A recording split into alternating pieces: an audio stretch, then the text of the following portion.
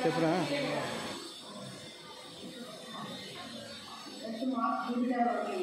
ఒకప్పుడు మన భూమి శాస్త్రవేత్తల ప్రకారం ఒకప్పుడు మన భూమి మార్చి మధ్యలో అనే ఒక గ్రహం కూడా ఉండేది.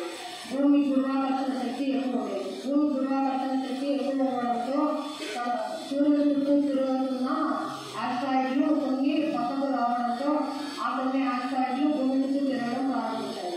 ఆ భూమి చుట్టూ తిరుగుతున్న ఆస్ట్రాయిడ్లు భూమి మీద కొన్ని కోట్ల సంవత్సరాల వరకు పడడం ప్రారంభించాయి.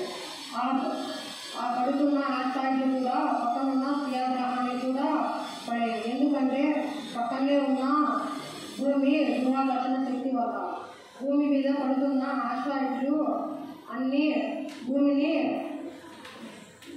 టెంపరేచర్ని పెంచేవి.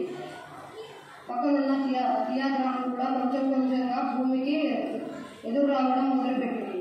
అలా వస్తూ భూమిని ఢీకొనేది. అలా ఒక పెద్ద విస్ఫోటనం జరిగింది అంతరిక్షంలో. అలా జరగడంతో భూమి చెల్లాచెదురైపోయింది. భూమి శాటన్ చుట్టూ తిరుగుతున్న ఆస్ట్రాయిడ్ల వంటివి భూమి చుట్టూ కూడా తిరుగుతూ ఒక భూగోళాన్ని ఢీకొన్నాయి.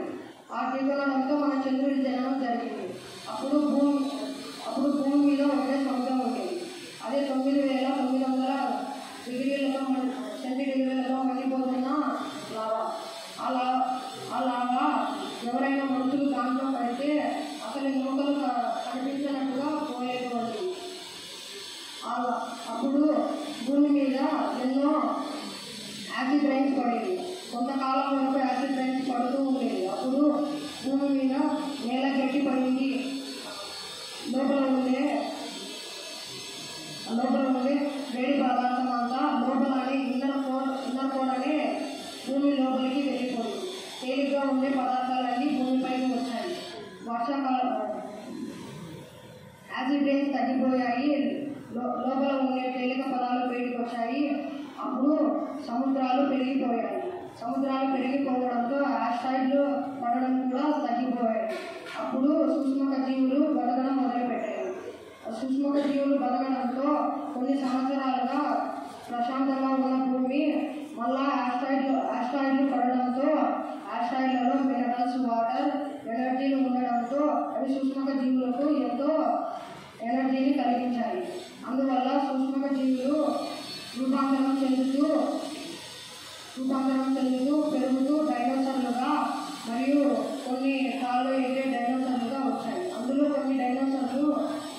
కొన్ని పెద్ద డైనోసార్లను వేటాడి చంపి తినేవి. కొన్ని గాలిలో ఎగిరి మిగతా డైనోసార్లని చంపి తినేవి. ఇటువంటి డైనోసార్లు ఉండేవి. అప్పుడు కొన్ని ఆస్ట్రాయిడ్లు అనేవి భూమి మీద పడడంతో మళ్ళీ డైనోసార్లు అనేవి భూమి లోపల అంతరించుకుపోయాయి. అప్పుడు హ్యూమన్స్ అనే ఒక చిన్న వెలుక మాదిరిది అది భూమి లోపల దాక్కుతుంది. అది నీళ్లకు, భూమికి, ఎండకు ఏమీ కాదు. ఆకలి లేకుండా బతకగలదు. అది అనేది రూపాంతరం. అప్పుడు అంతరించుకుపోయిన తర్వాత మళ్ళీ యాసిడ్ రైన్స్ పడడం మొదలయ్యాయి. ఇంకా కొన్ని సంవత్సరాల వరకు జరగడంతో అవన్నీ బయటకు వచ్చేసి నీళ్ళలోంచి బతుకుతూ నేల మీద బతకడం మొదలుపెట్టాయి. అప్పుడు ఒక 6 చెట్లను ఫామ్ చేసింది. ఆ చెట్ల ద్వారా అన్ని జీవులు బతికాయి.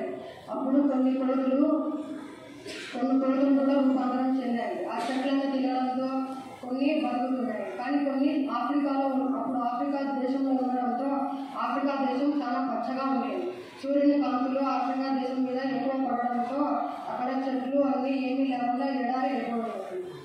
అప్పుడు అక్కడ ఉన్న కోతులు ఏమీ తినలేక నడవడం మొదలుపెట్టాయి. అవి నడుస్తూ వేటాడడం, తినడం వంటివి అన్నీ చేశాయి. అవి రూపాంతరం చెందుతూ మన మనుషులలాగా బతకడం, జీవించడం నేర్చుకున్నాయి. అలా మన భూమి ఏర్పడింది. ధన్యవాదాలు.